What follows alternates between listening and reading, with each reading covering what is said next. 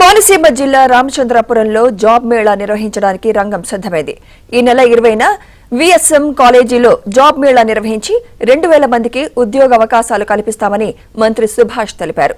ప్రముఖ IT, pharmacy కంపెనీలు job మేళాకు హాజరై అభ్యర్థులను ఎంపిక చేస్తాయన్నారు.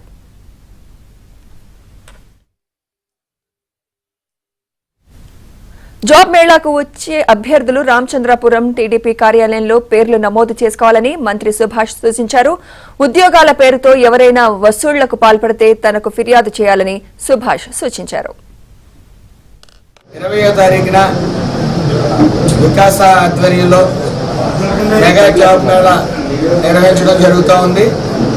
ప్రముఖ ఐటీ, ఫార్మసీ కంపెనీలన్నీ కూడా వస్తూ ఉన్నాయి. అందరూ కూడా పార్టీ ఆఫీసులో యువత అందరూ కూడా నమోదు చేయవలసిందిగా కోరుతా ఉన్నాను.